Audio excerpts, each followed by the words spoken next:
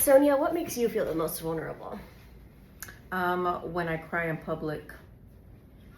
Period. That might be the shortest response ever. No, I'm gonna say when I cry in public or when I cry in front of people that I do not know. I think crying is very important to let a lot of things go instead of holding them in. So if you're like me and you're not a crier, please learn to cry.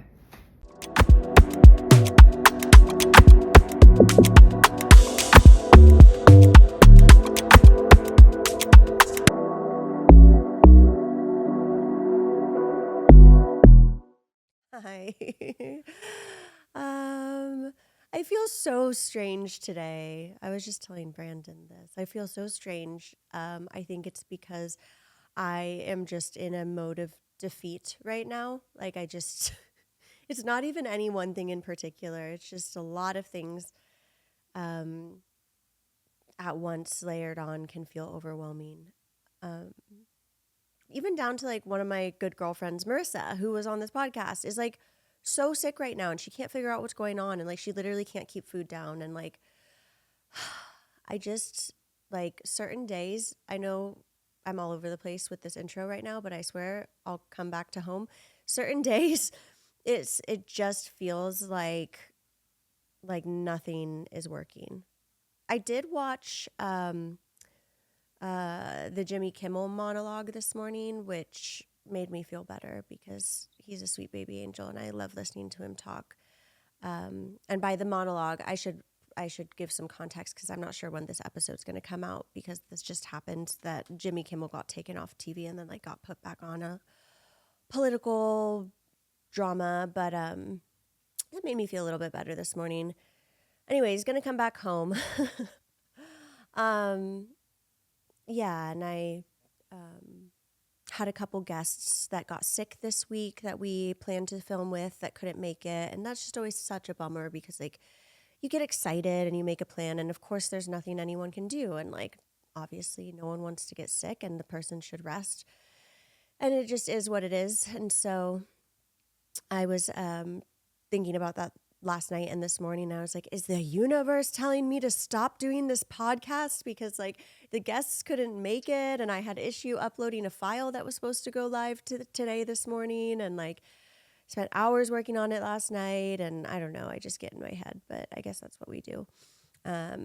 Meanwhile, my friend here, Brandon, has told me to do stretching and meditation as they have been doing last night and this morning, and that would have probably helped, but instead, I spent some time doom scrolling on my phone today. But I also went on a walk and took my cats outside. So you're welcome for this very helpful update. Today we have Sonia coming on, and I'm really excited to have Sonia on because I've known her for a long time, but I've never gotten to get to know her.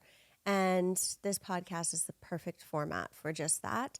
We met when she came on to Sephora Squad. I can't remember what year it was. She was on a couple years, though, and also was a mentor. Wasn't Sonia a mentor? I believe she was 2022. Yeah, 2022. I'm asking Brandon here because Brandon was also on Squad. But really just want to get to know her a little bit better. We always see each other at the same events. We seem to be supporting like the same kind of people and the same kind of community. Obviously, we're both part of the Latina community. And we're actually going to an event tonight. She was like, we were messaging about scheduling this and she's like, oh, I'm actually going to an event that night, like near your house. That'll work perfect. And I was like, oh, I'm going to that event too. Which is an iconic Latina beauty event that's being put on by a few brand founders that we both support. And so that'll be really fun and will be a beautiful distraction from whatever the hell has been going on in my head. Send help, like white flag. So Sonia should be here in just a little bit. I'm going to dig in with her and then I guess I'll see you at the end. Welcome to the Beauty Manifest, Sonia. I was saying in the intro before you got here that you are one of those people that I feel like I see so often and we've been in the same circles and I get to see you, but I haven't gotten to know you really. Because, beauty events, it's always just like loud music, you're trying to have a conversation and you're screaming over someone, and then a shiny object walks by and it's like squirrel. And so we haven't really gotten to like hang out and like have a real conversation. So I'm really looking forward to it. And I was saying, you know, we met on Sephora Squad and through the work we do at Sephora. And I mentioned that you have a podcast coming out, but I would love, if you're down, in your own words, for you to just do a little intro and say who you are and what you're about. I know you can do it better than I can. So So my name is Sonia Ramos, and I'm an over 40 influencer. So I do like product review, and you know, my commentary is a little bit overboard, not like everybody else. And I think when I became a creator about 4.5 years ago, I just kind of felt like, you know, I needed to be myself, and I couldn't really be anybody else but myself. fair enough. I just feel like content creating has really changed the game for me and changed my life, honestly. So I'm kind of glad that I put myself out there. And, you know, I had a regular job. I'm a mom, I'm a grandma. And I just decided one day, you know, I'm going to post whatever makes me feel, you know, some type of way. Like I like reviewing products. And in the beginning, I started reviewing a lot of like drugstore. Okay. And so I kind of started during COVID, during TikTok was barely brand new, and so I kind of jumped the wagon on that, and I didn't realize, you know, there wasn't a space for us there. And as a Latina too, I don't really see a lot of myself anywhere else either. So I think I was like, you know, I'm determined to be one of the Latinas that somebody can remember me. And I felt like too, like the gray hair thing, everybody transitioned during that time, but I actually had gray hair when I was 35. So it wasn't when it was popular, it wasn't any of that. So I think content creating really brought a different voice and a different life about me that I think you have to always put yourself first too, and you have to put yourself out there. Yeah. And I think I learned very quickly that you had to have tough skin, but I've had tough skin all my life. I sense that. I have. Well, I think that a lot of people who have had tough skin are very direct. And I think it's really admirable. Like, it's a great thing that comes from, obviously there's pros and cons to however you got that tough skin. You know, life beats you down, and sometimes that happens. But one of like the silver linings I've seen from people who tend to have that characteristic is the directness. And like, God, especially as a woman, like I'm speaking to myself, especially, we are not direct enough. And it's something that from the beginning of meeting you, I've admired a lot about you. Even in your content, the way you talk about product, it's just like, you're just you. It's no bullshit. There's no sugarcoating, you know. And as a creator, like, we were sitting here talking before we started filming, and we were talking about how, you know, sometimes it fucking sucks that you are going through something and then you're like, oh, I have to film this video, and like, you feel for a second kind of like you're pretending or putting it on so that you can look happy in this video or whatever. And yeah, that happens occasionally. I suppose that's inevitable. But the directness still reads through your content. Like, you could film something in that setting, in that scenario that I just explained, and I feel like the way you deliver it, and I was talking about your captions as well in the intro, is just very, I don't know, it cuts through any noise. You wouldn't know if somebody passed away. You wouldn't know if I went through a breakup. You wouldn't know any of that, because work is work. And I feel like as a content creator, a lot of people don't talk about what happens behind the scenes. You know, you can be going through some shit and you are committed to a project that you have to do, and there's nothing that you can do about it. Some brands understand and most brands don't, because it's all about money, let's be real. And I think when it comes to content creating, that's the bad side of things, as people don't talk about, you know, your mental health. If you are feeling kind of burned out and you're just like, you know, I need to take a break. And sometimes you can't take a break because, you know, your momentum is still high up there. Right. That sometimes it's like, no, I don't want it to stop. But I really think that people really need to put their mental health before anything else, because if you are not in your right space, a lot of people, especially your followers, will notice like what's wrong with you. Like, you know, mostly my followers are over 40, and they know when people are bullshitting. But I think I do a pretty good job with me trying to find my balance of, do I need to share what's going on in my life versus not? Yeah. So there was a couple of ads, and I always talk about it. Like, there was a couple of ads that I did during around Christmas time or around like Hispanic Heritage Month that a lot of people didn't know that I lost my sister, and I lost my granddaughter. And so I actually lost my sister when when I did the Sephora Studios. Oh my And so gosh. I had to go through that. And so I was That like, just gave man, me I don't know full body chills. if I can make this, because as you know, It's intense. it's totally different All from eyes on you. 25 people 25 at once. people at once, and you're trying to like kind of talk it out and talk it through. There's no script. It's like you have to be on point, you have to give the energy, and sometimes you're just like, I can't. Yeah. But I had to pull through it. I was Yeah. like, you know what, I'm gonna pull through. I'm gonna have to do what I gotta do, and that's what content creating is about. And people don't normalize it. It's kind of like you need to normalize living your life outside of social media. And I see so many people like, oh, I have to do this, I have to do that, and I'm like, we need to learn how to stop and smell the roses, regardless if we're in our 20s, 30s, and in our 40s. As a Latina, I'm like, okay, what's next? What's next? What's next? Yeah. What's next? And it's never like, okay, I need to stop and, you know what, I'm proud of myself. Yeah. And we don't give ourselves credit. Yeah. I don't know about you, but the Mexicana in me, we were never taught to slow our roll. Yeah. It was always like, what, you have to keep going. I think that's super Mexican culture from what I It's know, so but it's Mexican. also immigrant culture. Yeah. Like if you're an immigrant, if your parents are immigrants or grandparents, like I definitely feel that, you know, Yeah. it's like my dad came over from Cuba, had a lot in Cuba, from a lot to nothing in Miami, to scavenging for coins and trying to make a life for himself, opened his own restaurant, like always an entrepreneur, always a hustler. But it's And the that- hustler mentality. I Yeah. think that's what it is. And people don't really talk about hustling. I feel like, you know, Yeah, let's break down hustling actually, because I Yeah. feel like the hustle culture and like productivity culture sucks. But at the same time, there's a fine line, right? Like we got to do work and we got to push ourselves and like we want to reach these goals and stuff. But it goes back to what you were saying, like people, I think I'm talking more in the sense of like the social media landscape Yeah, as the it, social as it media and pertains to beauty. career. Yeah. I just, I think people, you also mentioned that people, what was I going to say? God, that thought just like left my brain. You also mentioned that people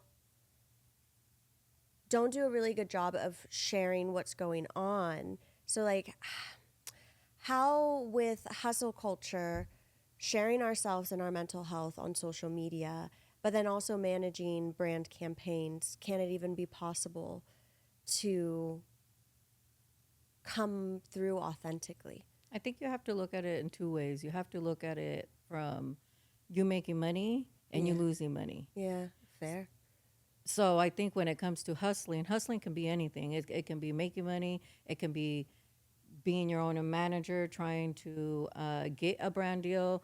It can look like, you're hustling, like you're trying to get this content done. You're just like hurrying up, there's a different types of hustling. Yeah. And I feel like for me, I've always hustled all my life because I always struggled.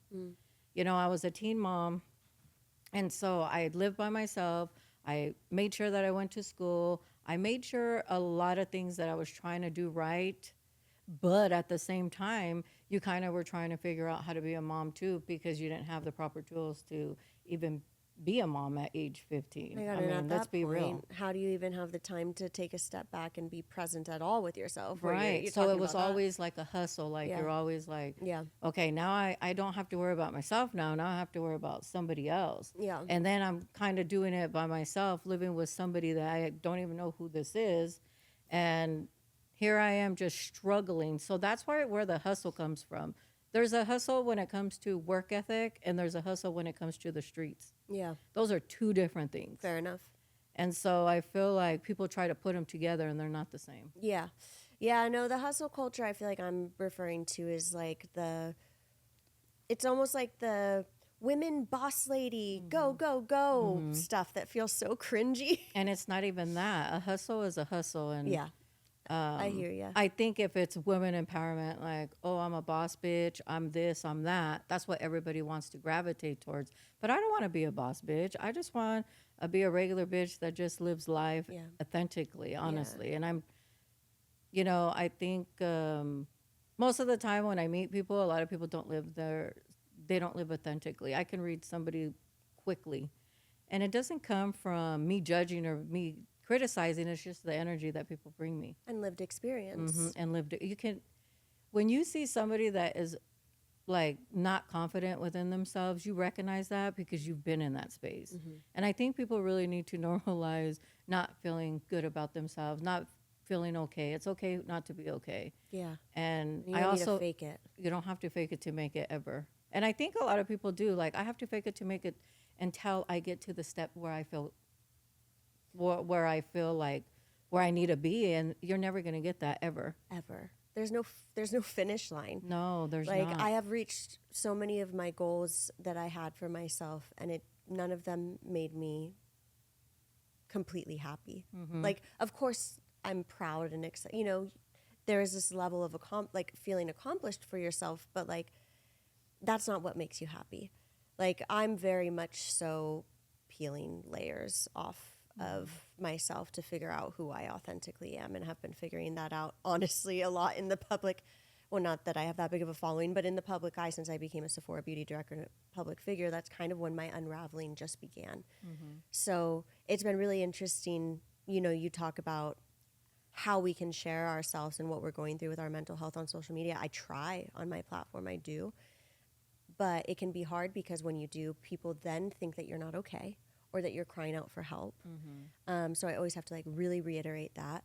Also, I think a point that you made that's really important in the landscape of the beauty content creator is that when you're working on a brand deal, there's not that flexibility for that. There's not that flexibility for like what's going on with you. There's a brief, there's a campaign, and there's a directive of like what you need to film and the face you need to put on most often or more often than not.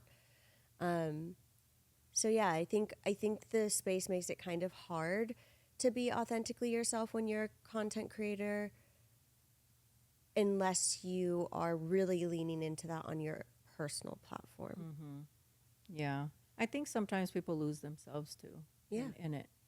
For sure. You can lose yourself in a lot of creating because your whole focus is content. What can I do? What can I do to get bigger? And I think people just need to slow down. I would be lying, and I think most content creators would be lying if they said they haven't had that moment where they're filming a video and they get so frustrated and like freak out, and it becomes a very unpleasant experience. It's very stressful. I think when you become a content creator or you just start posting online, it's fun because there's no direction. You can say and do whatever you want. Right. But once it becomes a job, Yes. you lose a lot of that. Yeah, And like anything else in life. like it's just a job and you're just like, oh my God, I don't want to do this. But I feel too like people really need to focus too on going a direction where not to just get all these campaigns and all these brand deals either, because then your whole page is going to become sponsored. Yeah, and then everything feels inauthentic. Yeah, and then you're just putting little videos here and there just to make it organic. And I feel like with Sephora Squad, I had to balance that out because I never had that. So I was like, oh, I have to learn really quickly to say yes and to say no to a lot of things. And What actually resonates with you. right. And some brands I don't like, so you'll never see me work with them. Yeah. And I'm very honest with my reviews, and just because I don't like one product, brands do not mean that I don't like anything else. Right. And I think brands need to respect the fact that not all of their products are going to be good. Do you get backlash from brands when you because I'm like that's like I was about to get political on Yeah. our I was just like Yeah. I was like that's like yeah, they can't tell you what to say or not to say, and in fact I think it's incredibly beneficial to the entire beauty community to have content like that. You have to be honest, honestly. And I feel like there's a lot of people that lie, man. I'm just Yeah. like, why are you lying? You Get know the that bag. that's bad. Like, I could tell by your face. Yeah. But I think, they don't want to lose PR. They don't want to lose like a lot of things. And I think when I meet brand owners and brands, they really respect me because they're like, there's not a lot of people like you, and Yeah. we're There's glad not that a you lot do of people it. like you. Well, and that's where we go back to like the authenticity thing. And if I'm really in my woo state, I truly believe that like the more authentic you are, the more successful you'll become. And it's this really hard thing to like fight up against in our society because there's a lot of other things that are telling you the opposite. But I feel like from what I've seen with people who have been successful in the social space, they are being so authentically themselves, or they had a viral video. It's either or.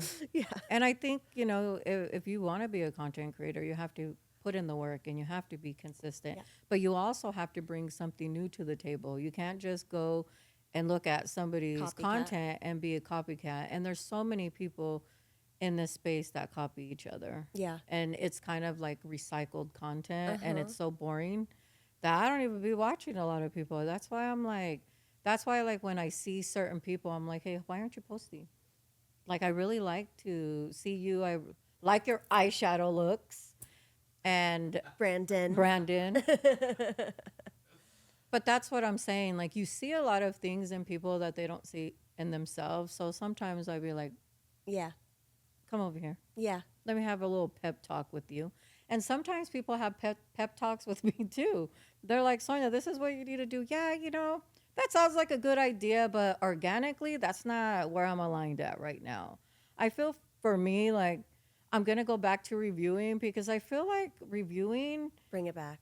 I'm so here for it. It's where like it a all lot of people lost started. it. Like a lot of people lost that. And I'm like, I'm going to bring it back to 2021 where I started reviewing products. And I'm going to tell you right now, there's a lot of products that suck right now. So there's going to be some negative reviews, but then there are also going to be some positive reviews. I mean, I remember before I joined the Sephora video team and I was on the merchandising team, I started this like tracker for all of the influencer collaborations that Sephora was doing when it like just first started, like Jaclyn Hill Becca days,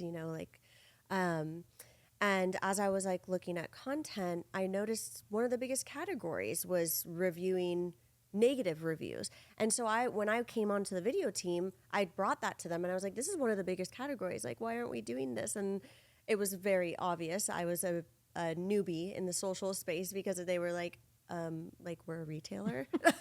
We can't do that. Yeah, and I was like, oh yeah, duh, of We course. have to accept everybody. Yes, and you're a retailer. I get it. But that style of content was what was driving YouTube, like in the beauty space at that time, and everything's cyclical. I'm like, Sonia, bring it back. I'm gonna bring it back, and I feel like Well, you never really let it go. I never let it go because I still be putting some stuff up yeah. in there, but I feel like a lot of people are like, oh, brands ain't gonna like that. That's bullying. Like, that's this, that's that, and it's like, how is that?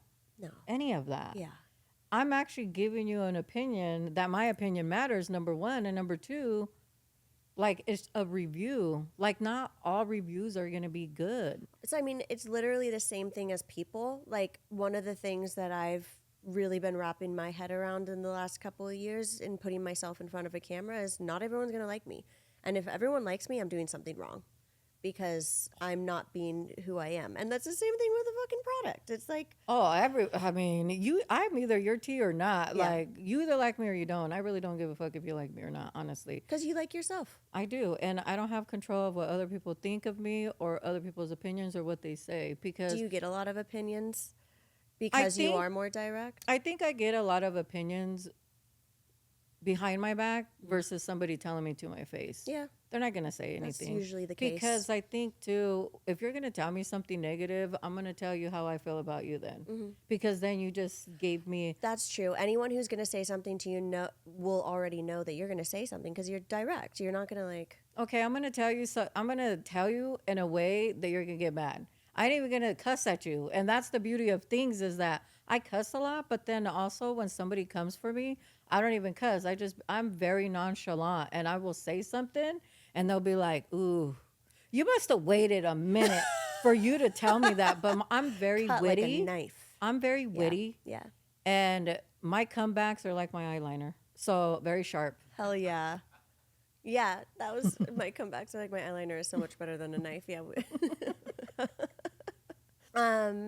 Yeah, I definitely this year have been wrapping my head around that and have heard of a couple things that were kind of eye-opening of like hearing people say things about me, but it's like once you start putting yourself out there, that's inevitable. And I really like sat with myself in that and the feeling of like it pissing me off. And I was like, why? But you're entitled to feelings. Everybody's gonna have Yeah. feelings, and people can't pretend like it doesn't bug them. But for me, it does Exactly. not bug me. Well, I'm getting there. I think I'm almost there. I think I'm like practically there. But I've been like that because I had cousins that roasted me all my life. So Yeah. for me, like it was already, I was like a kid. They were roasting me. They were doing whatever they had to do. So like I think you have to be built for this shit though too. If you do not have tough skin, you are not gonna be able to handle negative comments. If you are the type like that, do not read no comments, especially like Stay negative off the ones, comments. because just stay off of that. Like people are always gonna people feel entitled and they think that they can say whatever they want, and they're trolls. I call you guys trolls. Yeah.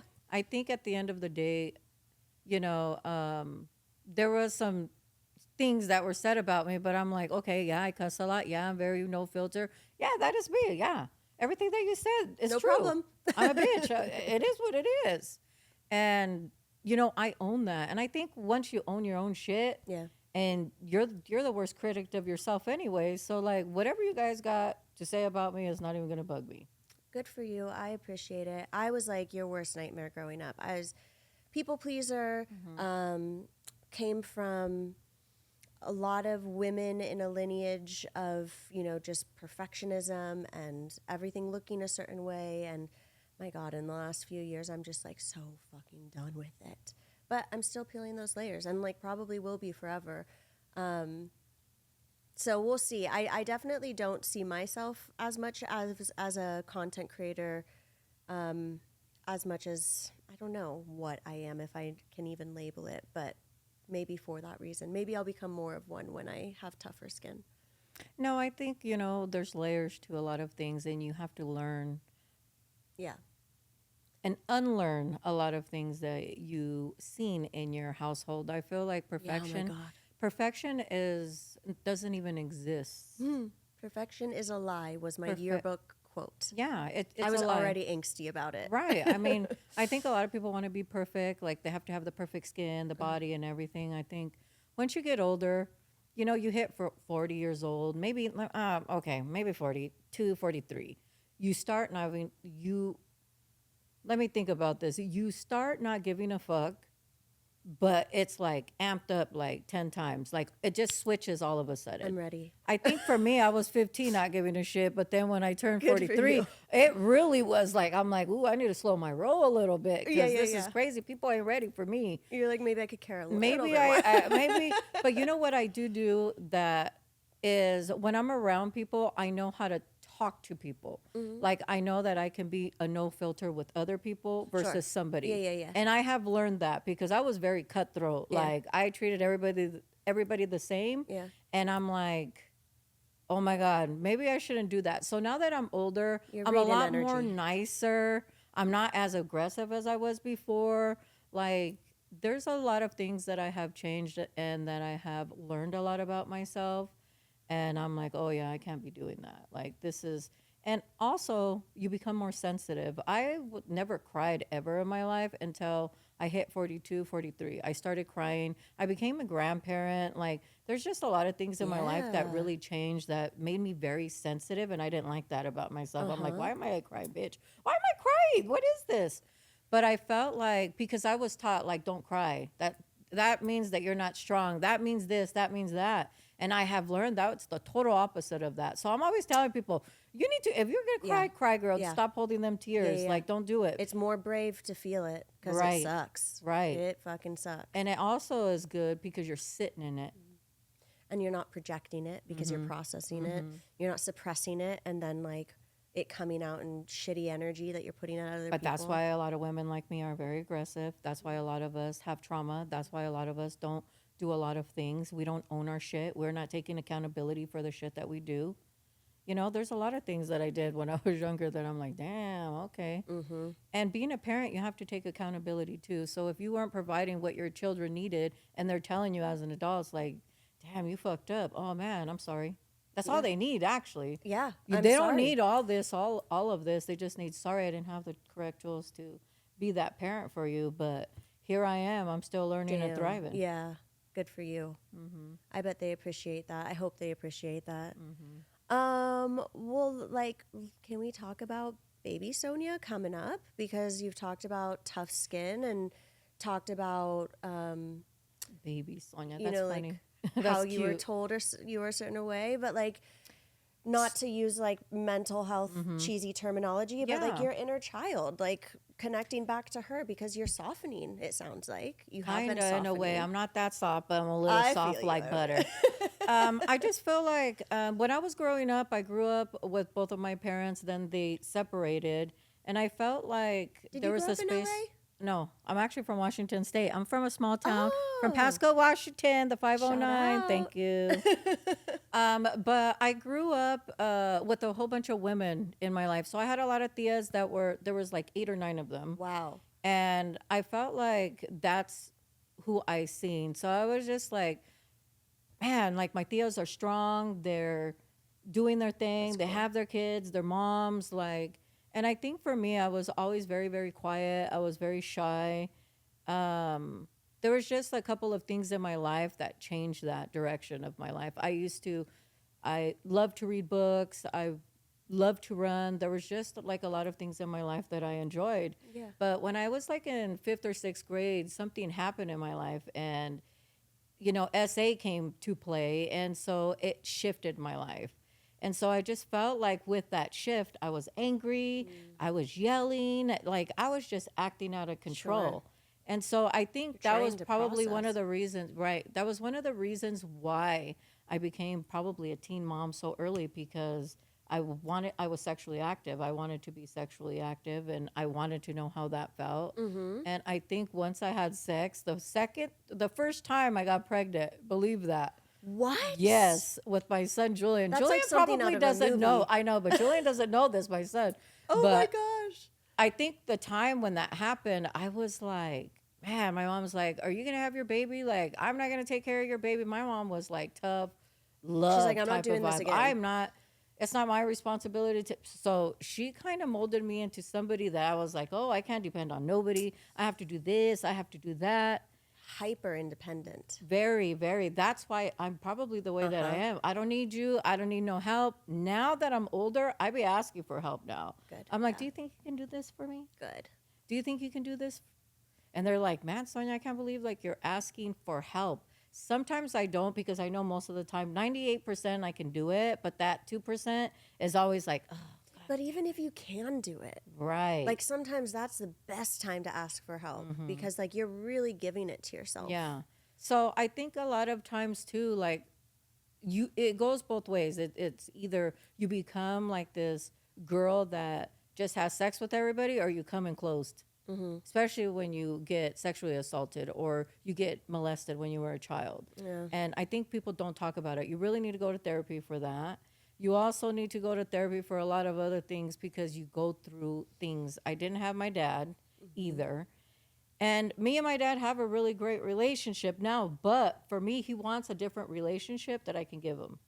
Oh. I'm like, I'm only going to give you what I'm going to give you. Yeah, sure. I'm well, gonna you're set at a that very boundary. different stage now Yeah, too. I'm like, not. I'm I'm like, not your baby daughter. I'm a No, grown I don't need woman. you. I don't need you now. Yeah. You obviously need me Yeah, yeah, for yeah. I don't know for what reason, or to fix yourself, To to figure it reconcile, out. yeah. Yeah, but there's just a lot of dynamics in my life that really, really changed. But I think when at the age of 19, I had 3 sons, and I was like, I am not going to have no more kids. This is it. Yeah. I was with the same person for the longest time, when I was 13 till I was like 21. Okay. And then I was like, I cannot deal with you. You know, as somebody that had kids, like we grow up very, very quickly. Yeah.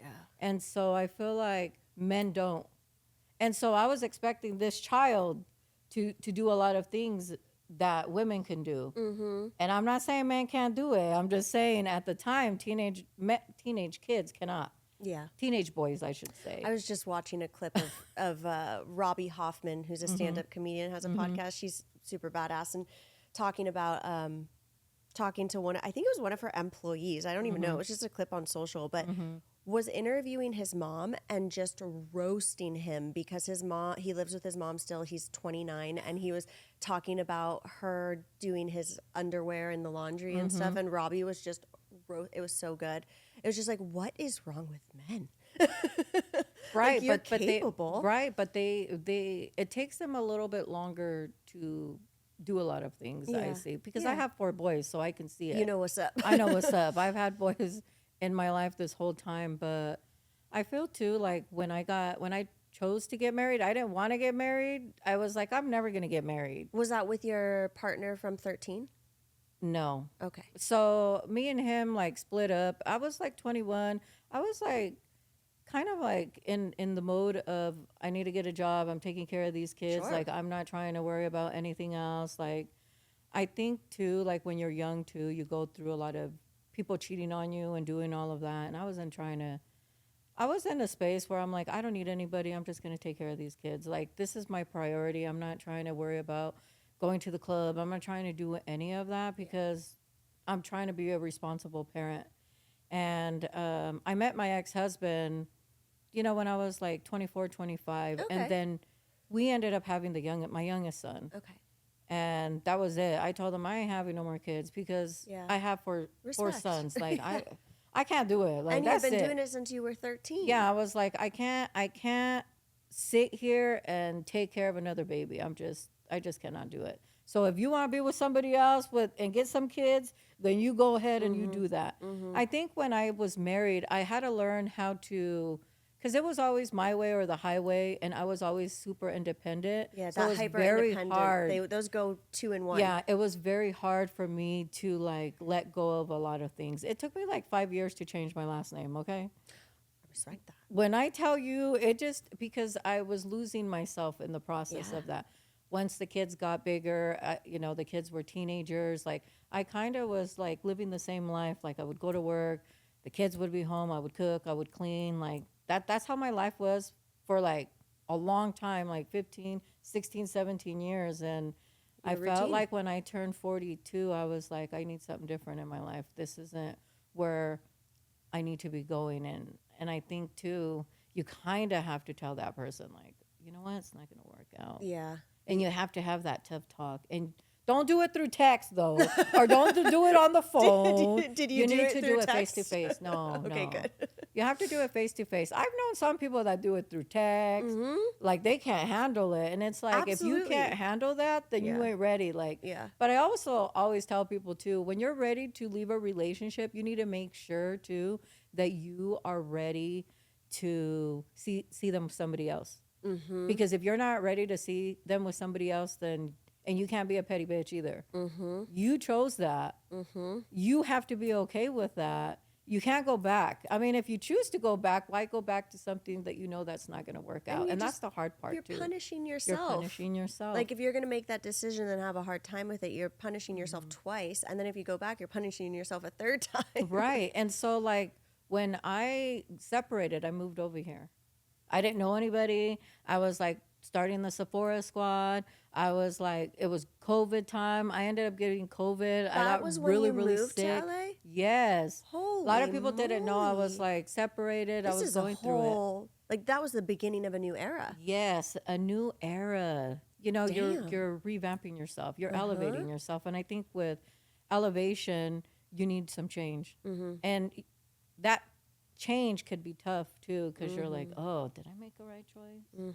Did I do this? Did I do that? But I think with me, I seen a vision of I'm just going to do it. I'm going to give myself a year. I'm going to see how it goes. I wasn't going to ever go back to that relationship, but Right. I was like, am I going to go back to Washington State, the place that I know, that's comfortable, that's easy, that it doesn't require 2 hours of traffic, doesn't require a lot of things. But I felt like I've learned a lot about myself too. So I'm like, man, I'm an LA girl now because when I went back to Washington a few weeks ago, Are you like, what the hell? I dress different. My swag is a little bit different. Like it's kind of like, Did oh people yeah, pick up you're an on it? LA girl. Uh-huh. Where are you from, That's too girl? funny. I'm from here. What do you mean? Oh no, you ain't from here. So yeah, I think it kind of It shifted you. it shifted me. Mm-hmm. But I mean, those shifts are sometimes the best. Mm-hmm. And after the majority of your life being lived for someone else or taking Kids. care of yourself. Yeah. Now it's like putting yourself first. Now it's like my kids are like, why don't you answer the phone? I don't want to talk to you. I love it. And that's the hard part because sometimes you get mom guilt, like, oh, I better Yeah. call them back. Yeah. And it's kind of like they're in their 30s. Like my oldest is 31, my youngest is 21, the middle kids are 29, 28. They live their lives. Like my only focus now is what my grandkids want. Like, what do you want? Send me a link. You're on to the next. I'm on to the next. And I think trying to find yourself and then trying to date in this industry is really, really hard too. Because I'm like, oh, man. And when they find out what you do for a living, you're like, nah, Really? yeah. How so? Because I think people that are in the industry or don't understand what you do, or you have to go to events and you have to do this. A lot of people don't like it, especially people that you date. I dated a couple of times and I'm like, oh no. Because it's like too much of you being out and social without them. Mm-hmm. I think for me, I think the hard part is finding somebody that aligns with me Yeah. because I know what I want. Yeah. It's not like I have a list or I have like all this. I don't believe in lists. I believe in energy and I believe in What feels good. what feels good. Mm-hmm. I think you're better off listening to what feels good than like reading a manifestation list you wrote or something like that. But I mean, I know like people have said this plenty of times, but just like stating this as well, like I just also don't think there's that many women who are very clear about what they want and direct about what they want, and I do think that intimidates a lot of men because they're just not raised to receive that kind of energy from a woman. I have a friend who's been dating for years, and she is such a catch. Beautiful, healthy, independent, self-sufficient, like artistic, like all the things. I mean, I'm biased, I'm her friend, but like she's all the things.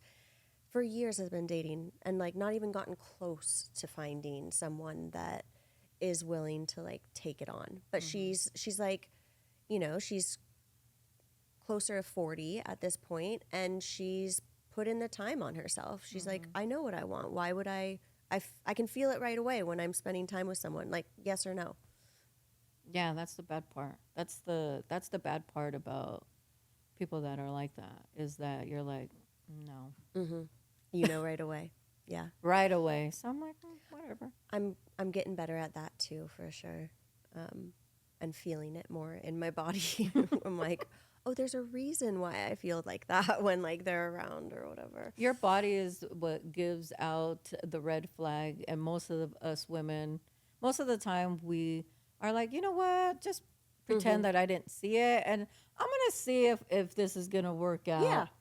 Oh, fuck it. Why not? Always the benefit of the doubt, always looking for the good, always, or just subconsciously looking for exactly what traumatized you in the first place. Right. So I just feel like, if you're trying to date at, 45 and up, you're not alone. We're all here. We're all thriving. And I feel don't settle because we're so used to settling too. We're so used to seeing the potential in somebody that we know damn well it would never be. You're just kind of like, but maybe. Yeah. What if? Yeah. Why do we do that? Why do we do that? I think because we just we see it around us. Yeah. Mm-hmm. Yeah. My mom's single though. My mom hasn't been dating for like 15 years, and she's like, I can't. That's the reason why I'm not dating.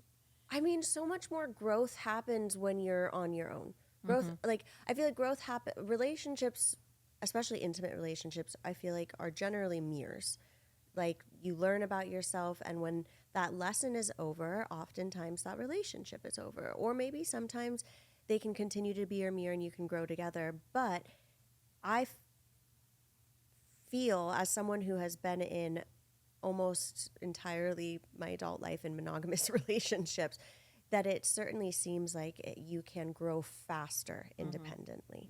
You can. And Because why wouldn't you sometimes- choose that? But you know what? Sometimes like being in a relationship stops your own blessings too, Stops your own blessings. and your elevation in your life. Yeah, I Like, guess they- everyone's sometimes- different. Yeah, sometimes people hold you back. We don't know how this simulation works. Yeah, that's why we go with the flow, and Yeah. that's why we give people chances. Yeah, That's why we do that. yeah. No, I And- appreciate that. Yeah, I just feel like, too, like when you're by yourself, you get to learn a lot of things about yourself that you probably didn't know about yourself. And I also feel, too, you know, we're a work in progress. We're always going to change. Yeah. I thought, I'm going to change every 5 years. No, it's every 6 months. My God, I am like such a wildly different person than I was, I don't know, 2 years ago. It's a trip. Like I think back to the version of myself that worked in Sephora headquarters in San Francisco. I literally don't know her.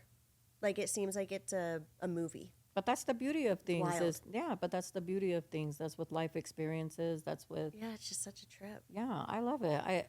I think for me, when people say, Sonia, you changed, I love that shit for me. Right. I'm doing it right then. Good. I'm doing it glad I right. did. I'm doing it right. Yeah. And if you can't stand me and we're not friends anymore, then that's on you. Yeah. And I think friendships, too, are really important in a woman's life. Oh my God. And having yeah. a circle of friends. And that just means like 2 or 3 people. Yeah. Too many can honestly not be really that helpful. But yeah, I couldn't agree more. I think women need, or just in general, people who feel deeply need to fill their cup with a lot of different people. One person, no one can get everything they need from one But person. you need a variety. But I think, when you're a feeler, Yeah. you gotta go have people to go deeper with. I want to ask you about your podcast because we talked a little bit about it when we were at the Made Beauty event, but it sounds like it's coming soon. It's coming soon. So tell us what's your elevator pitch? Do you have a podcast elevator pitch? So my podcast is about real conversations. I have actually a host, and she's a lot younger than me, and it's called Between Generations. And Hell yeah. we've been filming a lot of content of what I feel about things versus what she feels, and it's going to give you a different view on a lot of things This that we is talk so about. good. And I think it's important as Latina. She's another Latina creator. She's also a creative, and we talk about a lot of heavy stuff. And maybe I pissed her off a couple times where she walked off, but that's okay because I think real conversations require you to feel like uncomfortable. And I think with uncomfortable feelings, then you see a lot of the truth in people. And I feel like having real conversations is very, very important. And having just other women talk about like their views in life. So I think that's what the topic is. And also, a lot of people were like, Sonia, are you going to talk about beauty? The only thing we talk about beauty is at the end, Okay. where I tell you what product that I think that is good. Lighten the mood at the end. At the I love end. that. I love that. Or she's people are calling gonna live me for out, it. or I'm calling her out. Yeah. I think it's something that no one has ever seen before from me because I normally don't share a lot of my life, but I share a lot about myself. You will learn I'm a lot very about me excited. outside of beauty. I love this concept. I feel like it's so important to have multi-generational friends in life. Right. Otherwise, you get kind of stuck and pigeonholed. You want to learn from the ones coming up, and you want to help the ones above, and they want to help you with all their wisdom and lived it. Like it's just, and to be able to have that in, like, confrontation creates connection, and to be able to have like these argumentative conversations, and then bring it back to like this is just what we believe and how we can connect on it is so powerful. One of my favorite podcasts is that the two hosts, they argue a lot, like over political stuff, sometimes over male versus female or like whatever, and those are the best conversations. I'm excited.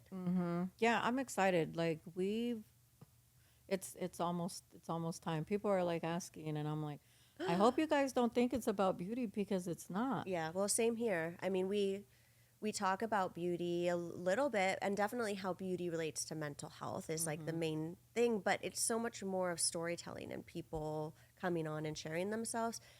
But I think at the end of the day, when you work in the space like you and I do, you kind of need an outlet for something else. You do, Like, and I I think got to go deeper. you have to. I love mascara, but I, I love got to go deeper. mascara and I love a foundation. Yeah.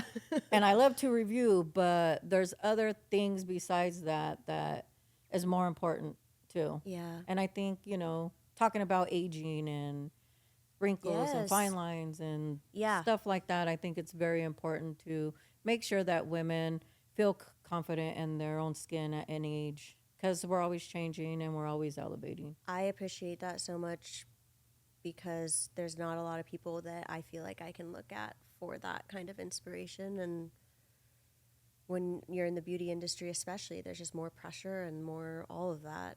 Yeah, you And- have to look younger. The aesthetic is a certain way. Mhm. You have to, yeah, it's a lot. I think coming into this space, I noticed that there wasn't a lot of me. Mhm.